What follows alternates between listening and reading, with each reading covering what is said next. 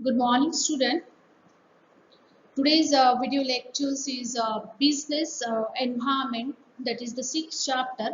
इसमें हमारा जो टॉपिक है वो टॉपिक है डायमेंशंस ऑफ बिजनेस एनवायरनमेंट। यानी बिजनेस एनवायरनमेंट के बहुत सारे डायमेंशंस रहते हैं और वो डायमेंशंस के बारे में ही हमें ये वाले वीडियो लेक्चर्स में हम पढ़ने वाले हैं। तो dimensions of business environment means There are 6 types of dimensions of business environment. सबसे पहला जो business environment है, dimensions of business environment, natural environment, then social environment. Next is political environment, economic environment, technological environment, and legal environment. Okay, student. So one by one हम एक एक dimensions देखेंगे business environment के।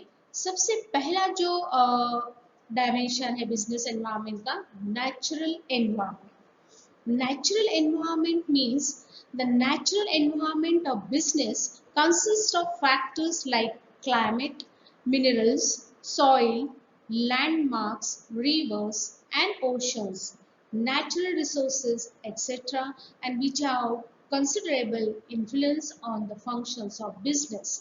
ये जो natural environment है जो आपके बिजनेस पे किस तरीके से इफेक्ट करेगा। बिजनेस जब हम कहीं भी कोई भी एरिया में कर रहे हैं तो आप वहाँ का जो वहाँ से आपको जो नेचुरल रिसोर्सेज मिल रहे हैं और वो जो नेचुरल रिसोर्सेज है उसका यूज करके आप आपके बिजनेस में नए प्रोडक्ट्स लेके आएंगे।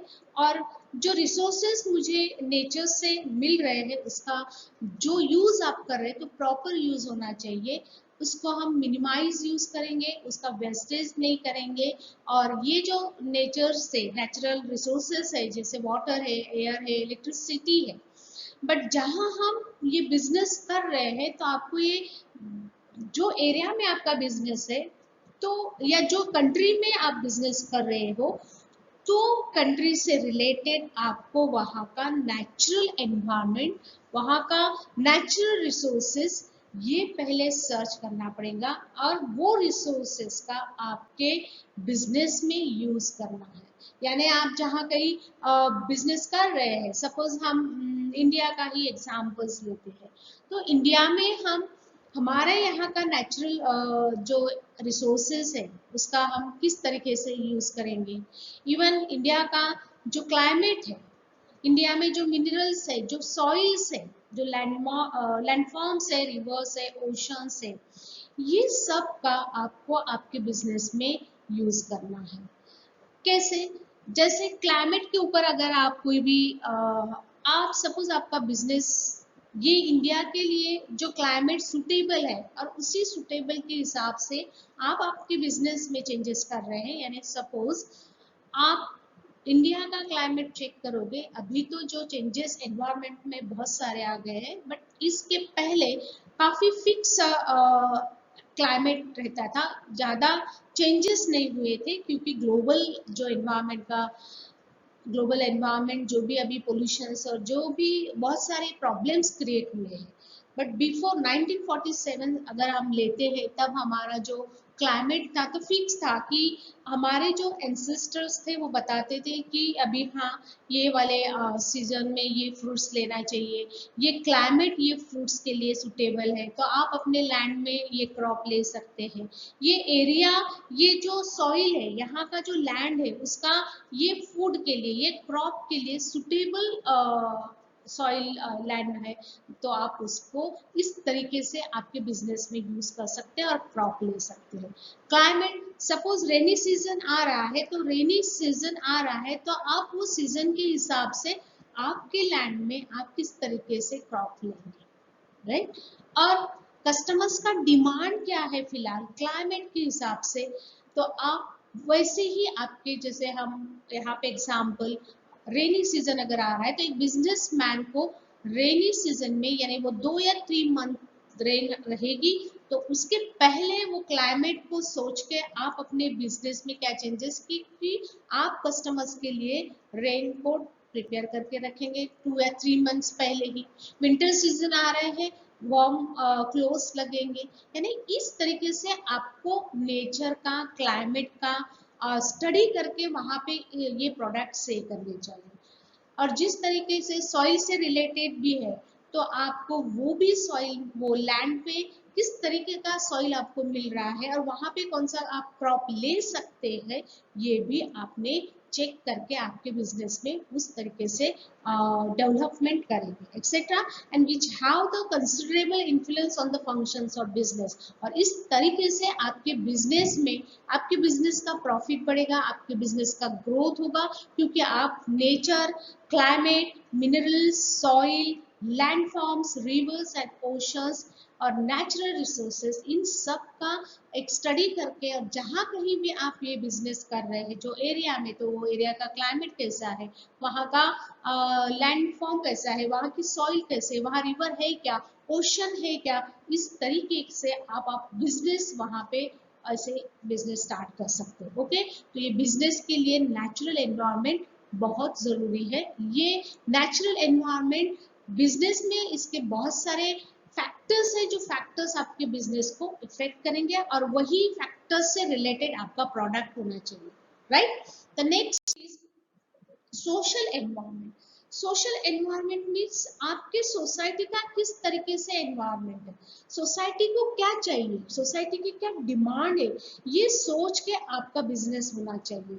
The social environment business consist class structure of the society, and class structure depends upon the occupations, education, income level, social attitude towards living, and their attitude towards business and social culture.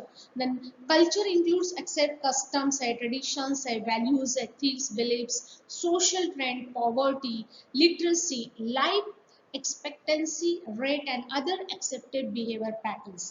यानी मेरे business में मेरा जो social environment है, यानी मेरा surrounding जो है, अगर मैं यहाँ पे एक एग्जांपल अगर दे रही हूँ, इन हमारा जो इंडिया है 1947 में, वहाँ पे मोस्टली ये कल्चर हमारा था कि जो भी लेडीज है, महिलाएं हैं, वो मोस्टली साड़ी या कुर्ता ऐसे पहनते थे, सूट को ऐसे पहनते थे, और वो तब की कंडीशन, वो डिमांड थी, तो आपको उसी डिमांड से आपके प्रोडक्ट बनाने थे। यानी तब आपका ट्रेडिशन ये था, सोशल एनवायरनमेंट ये था कि वहाँ के लोगों को, यानी 1947 में बहुत महिलाएं साड़ी ही पहनती थी या कुर्ता पहनती थी, कुर्ता पैजामा। तो इस तरीके से वो डिमांड, सोशल डिमांड, यानी मेरा सोसाइटी का वो पॉइंट ऑफ व्यू था, इसीलिए मैंने वो बिजनेस में अपना वो चेंजेस, यानी न्यू चेंजेस नहीं की। अगर जहाँ कहीं भी मेरा शॉप है और वो एरिया में, यानी 1947 में हम सोचते हैं कि अगर ऐसा न्यू बिजनेस में चेंजेस लाना चाहती हूँ, तो मैंने वहाँ पे जींस पैंट, ये जो क्लोथ्स है, ये इसका एक शॉप मैंने ओपन कर दिया, बट मार्केट में उसका डिमांड ही नहीं है, वहां पे वहां का जो सोशल एनवायरनमेंट है वो था ही नहीं इन 1947 में। बट अभी जो चेंजेस हुए हैं, यानी आपको जब बिजनेस करना है, तो आपके सोशल सोसाइटी के बारे में आपको सोचना है कि सोसाइटी की डिमांड क्या है, और जिस तरीके से सोसाइटी की डिमांड है उस तरीके से प्रोडक्ट आपको लॉन्च करने हैं। तो जब 1947 ये जो ये ईयर था, तब साड़ी कंपल्सरी मीन्स महिलाएं साड़ी ही पहनती थी, बट ऐसे वक्त में ऐसा शॉप ओपन कर रही हूँ जींस पैंट, और वो एरिया में उसका डिमांड ही नहीं है, तो आपका प्रोडक्ट वहां पे चलेंगे नहीं।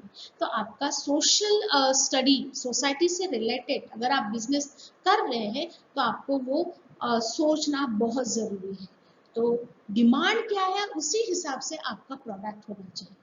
अगर आज आज जो मेरा टुडेज जो लाइफस्टाइल है, जो लोगों का स्टैंडर्ड ऑफ लिविंग है, तो आज अगर मैं जो ब्रांड के हिसाब से क्लोथ मार्केट में आ रहे हैं, महिलाएं सभी प्रेफर कर रही है, क्लोथ्स पहनते हैं, तो आपका डिमांड क्या है कि वैसे प्रोडक्ट कस्टमर्स के लिए आपको बनाने हैं। यानी मेरा सोसाइटी का अभी जो स्टैंडर्ड ऑफ लिविंग है, जो लिविंग अभी सोसाइटी अप्लाई कर रही है, और जो चेंजेस आ रहे हैं तो उसी हिसाब से आपका बिजनेस होना चाहिए। यानी सोशल यानी सोसाइटी का आपको यहाँ पे ये बहुत सोचना है कि आप जिस एरिया में अगर बिजनेस कर रहे हैं तो वहाँ के लोगों का आपको एक क्लास स्ट्रक्चर है, उस क्लास स्ट्रक्चर का स्टडी करना पड़ेगा कि वहाँ किस टाइप के पीपल्स रहते हैं, उनका ऑक्यूपेशंस क्या है, एजुकेशंस क्या है, उनका इनकम लेवल क्या है, उनका सोशल एटीट्यूड्स क्या है,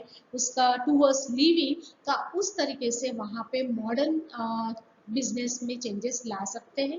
मॉडर्न क्लोथ्स आप ला सकते हैं, नए नए इन्वेंशंस करके आप अपने बिजनेस में चेंजेस करते हैं। Their attitude towards the business and social culture, यानी आपको ये चेक करना है कि सोसाइटी का कल्चर क्या है और वो सोसाइटी में ये कल्चर है कि नहीं है, और उस तरीके से आपके प्रोडक्ट बिजनेस में आने चाहिए।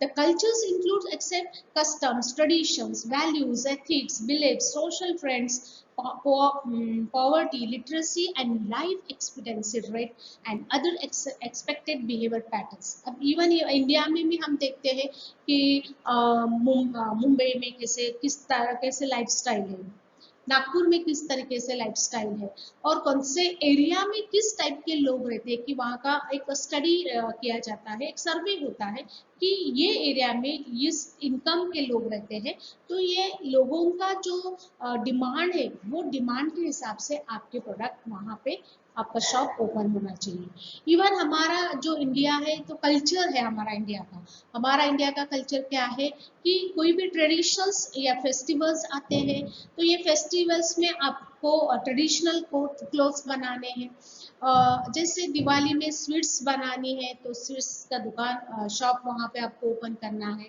या क्रिसमस है तो क्रिसमस पे क्रिसमस ट्री और बहुत सारे ग्रीटिंग कार्ड्स, यानी जिस तरीके की सोसाइटी का डिमांड रहेगा तो वो सोसाइटी का जो एनवायरनमेंट है वो एनवायरनमेंट के हिसाब से आपके बिजनेस एक बिजनेसमैन को सोचना है। यानी ये हमारे कस्टमर्स की डिमांड है तो वो डिमांड के हिसाब से मुझे अपने बिजनेस में चेंजेस करना है, क्योंकि आप जहाँ कहीं भी बिजनेस करते हो तो सोसाइटी में बिजनेस करते हो और सोसाइटी ही आपको अपॉर्चुनिटीज देती है, और वो अपॉर्चुनिटी के हिसाब से आपके बिजनेस में चेंजेस अपडेट होना जरूरी है। इसको कहा जाता है सोशल एनवायरनमेंट। यानी आपको लोगों का एक क्लास स्ट्रक्चर रहता है उसका स्टडी करके वहाँ पे किस टाइप के लोग रहते हैं, उनका इनकम लेवल क्या है, वहाँ ज़्यादा से ज़्यादा किस टाइप के कल्चर्स अडॉप्ट किया जाता है, और आप वहाँ पे अपना ऐसा बिजनेस ओपन कर सकते हो। ओके,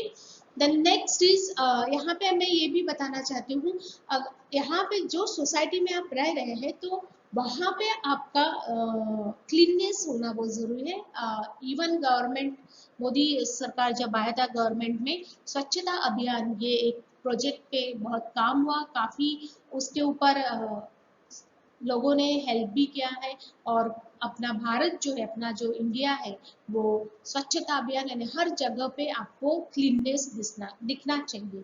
ये भी हमारे सोसाइटी के हिसाब से हर एक इंसान ने इंडिविजुअली ये सोचना चाहिए, और हर एक एरिया का क्लीननेस अगर अच्छा रहेगा तो हमारे लिए वो हमारे हेल्थ के लिए भी काफ़ी बेनिफिटेड है। Okay, the next is political environment. Political environment means जब political environment include stability and peace in the country, specific attitudes of elected government and ideology of the political parties, and Indian political system comprise three vital institutions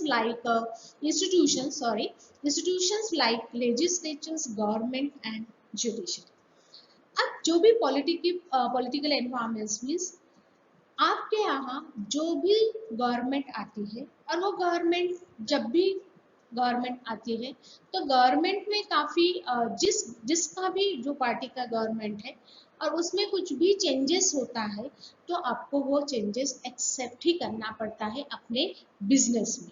किस तरीके से वो changes रहेंगे, suppose अगर political government में अभी हमारा BJP ये गवर्नमेंट है, मोदी प्राइम मिनिस्टर से, अगर उन्होंने चाहा है कि कुछ चेंजेस हमारे बिजनेस से रिलेटेड हो या मनी से, इकोनॉमिक ग्रोथ से हो या टेक्नोलॉजिकल ग्रोथ से अगर मुझे चेंजेस करने हैं, तो आपको वहाँ पे पॉलिटिकल एनवायरनमेंट ये नेसेसरी है कि हर एक, अरे एक टाइम ऐसा आया था, यहाँ पे मैं एक एग्जांपल देना चाहती हूँ, डीमोनेटाइजेशन हो गया था, तब ऐसा हुआ था कि 500 एंड 1000 रुपीज टोटली वो वहाँ पे बैन आने वाला था, ये रुपीस बाद में चलने ही नहीं थे, यानी 500 का नोट हो आपके पास या 1000 का, वो मार्केट में आपको क्या करना है, अभी निकालना है, उसके बाद एक टाइम लिमिट दिया था, उसके बाद 500 एंड 1000 की रुपीस नहीं चलने वाली थी। ओके, तो ये जो चेंजेस आए हैं, तो हर एक बिजनेसमैन को क्या करना पड़ा, जितने भी उनके पास 500 एंड 1000 रुपीज की नोट थी, उनको जल्दी जल्दी यूज करके खत्म करना था, क्योंकि डीमोनेटाइजेशन यानी चेंजेस हो रहा है, मॉनेटरी में चेंजेस जो हो रहा है, तो हर एक बिजनेसमैन को अपने बिजनेस में ये सभी नोट्स जो थे, इसको बंद हो रहा है, तो इसके पहले ही इनका यूज कर लो।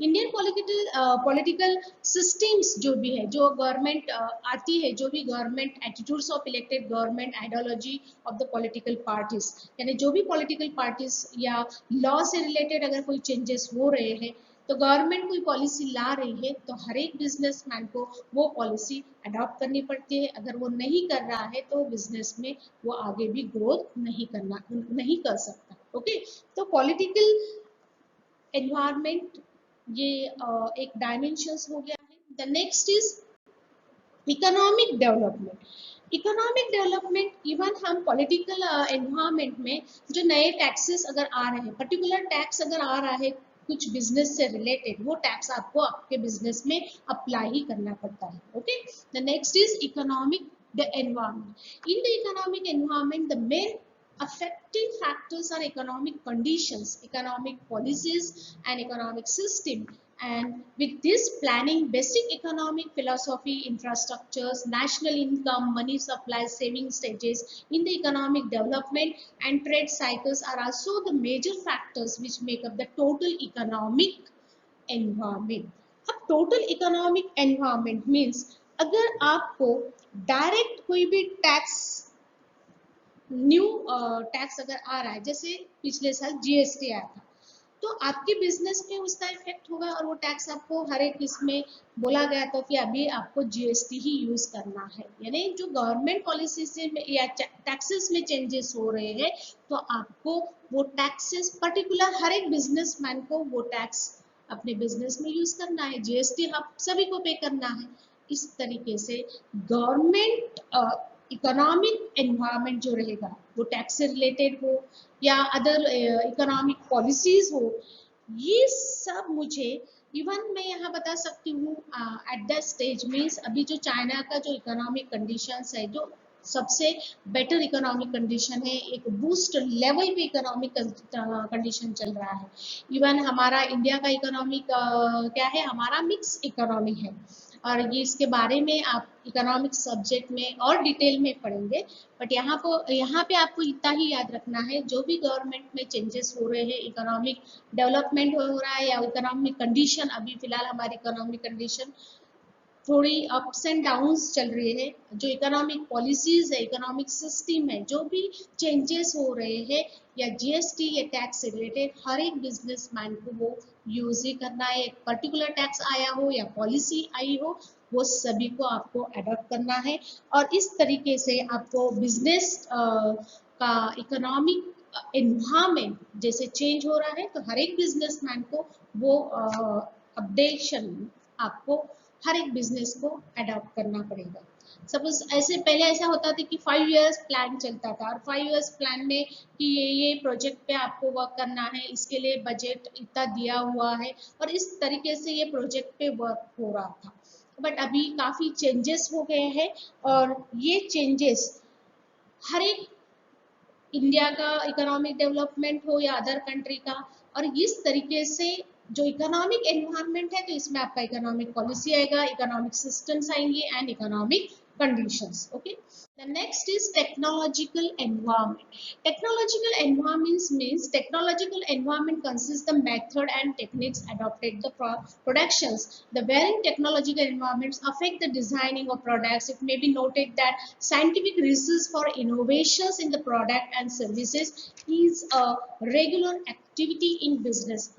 टेक्नोलॉजिकल एनवायरमेंट्स में जब भी मैं कोई भी बिजनेस कर रही हूँ तो मेरे बिजनेस में टेक्नोलॉजी, ये मॉडर्न टेक्नोलॉजी यूज होनी चाहिए। अगर आप मॉडर्न टेक्नोलॉजी यूज नहीं कर रहे तो आपका बिजनेस कहीं ना कहीं बैकवर्ड में जाएगा। सपोज एग्जांपल यहाँ पे पहले क्या होता था, अगर आप पहले आपका एक मोबाइल का शॉप है, जैसे पहले स्टार्टिंग में नोकिया आता था, ब्लैकबेरी आता था, स्मार्टफोन नहीं थे, बट अभी लेटेस्ट में जो न्यू टेक्नोलॉजी है तो अभी आपका स्मार्टफोन है और स्मार्टफोन से आप बहुत सारी न्यू न्यू टेक्नोलॉजी अडॉप्ट कर रहे हैं। इवन ऑनलाइन बुकिंग हो रही है, ऑनलाइन टिकट या बुकिंग कर सकते, मूवी का टिकट आप बैठे बैठे घर बुक करते, आपको कौन सा सीट नंबर कहाँ पे आपका रहेगा, अरेंजमेंट, ये सब आप घर बैठे ऑनलाइन बुकिंग कर सकते। ये टेक्नोलॉजी डेवलपमेंट है, यानी मेरा टेक्नोलॉजी एनवायरनमेंट काफी डेवलप हो चुका है। ई बुक, ये नया टेक्नोलॉजी, पहले हम बुक लेके पढ़ते थे, अब आप डायरेक्ट ई बुकिंग में आएंगे, आप वहाँ पे रीड करेंगे, टेक्नोलॉजी सामने आपके डिजिटल आप रखेंगे, कोई भी लैपटॉप हो, पीसी हो, मोबाइल हो, कहीं पे भी आप ई बुकिंग स्टार्ट कर सकते हैं। यानी ऑनलाइन जो भी टेक्नोलॉजी चेंज हुई है और ये न्यू टेक्नोलॉजी आपके बिजनेस में अडॉप्ट करनी ही पड़ेंगी और लाना ही पड़ेगा। जो मॉडर्न है, साइंटिफिक रिसर्च है, ये सब में आपको इन्वेंशन करना है, आपके प्रोडक्ट में इन्वेंशन करना है, इस तरीके से कस्टमर्स को ये सर्विस प्रोवाइड करना है। वो सर्विस कैसे करनी है, रेगुलर एक्टिविटी इन बिजनेस, आपके बिजनेस में ये रेगुलर एक्टिविटी होनी चाहिए।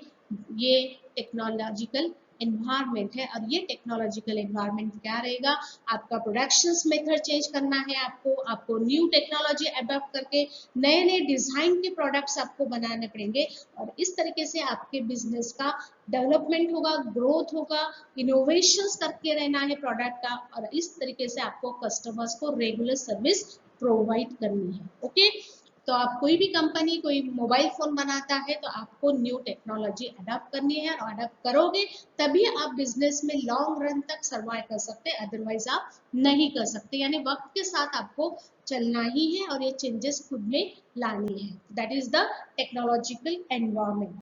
And next is last dimensions of business environment is legal environment. A business can be started and nurtured to grow into big business only within the legal framework of laws, regulations and court decision of the country. Legal environment means आप जो भी business करोगे वो legally business होना चाहिए, illegal business आपको नहीं करना है। सपोज आपको कमर्शियल एजेंसीज है या कोई भी ऑनलाइन आप कोई भी कंपनी अगर आप एग्जिस्टेंस में ला रहे हो तो आपको कंपनीज एक्ट 2013 के हिसाब से आपके कंपनी का आरओसी में जाके रजिस्ट्रेशन करना है, तभी आपकी कंपनी एग्जिस्टेंस में आएगी। और वो हर एक कंपनी को ये करना है कि रजिस्ट्रेशन इज अ कंपल्सरी। अगर आप रजिस्ट्रेशन नहीं कर रहे, एक्ट जो है 2013 उसको अप्लाई ही नहीं कर रहे तो आपकी कंपनी एग्जिस्टेंस में नहीं रहेंगी, वो कंपनी मानी ही नहीं जाएंगी। यानी अकॉर्डिंग टू कंपनीज एक्ट 2013, यानी ये लॉ आपको, ये एक्ट आपको अप्लाई करना है किसके लिए, कंपनी बनाने के लिए, कंपनी का फॉर्मेशन करने के लिए आपको आरओसी में रजिस्टर ऑफ ऑफिस में जाना ही पड़ेगा। यानी आपको कंपनीज एक्ट यूज करना है तभी आप अपना कंपनी का यानी बिजनेस कंपनी एग्जिस्टेंस में ला सकते हैं, उसका फॉर्मेशन तभी एग्जिस्टेंस में आएगा। यानी आपको जो भी वर्क करना है बिजनेस से रिलेटेड, अगर आप कोई कंपनी फॉर्म कर रहे हैं तो आपको लीगल एक्टिविटी करनी ही पड़ेगी, जो लॉ के हिसाब से चलना ही पड़ेगा। लॉ में या रूल्स एंड रेगुलेशंस है वो आपको फॉलो ही करने, कोर्ट का जो डिसीजन है वो डिसीजन आपको लेना है। अगर आप इलीगल वर्क या कोई ऐसा बिजनेस कर रहे हैं जो लॉ से अगेंस्ट है तो आपका बिजनेस वहां पे बैन हो जाएगा, आप आगे बिजनेस नहीं कर सकते।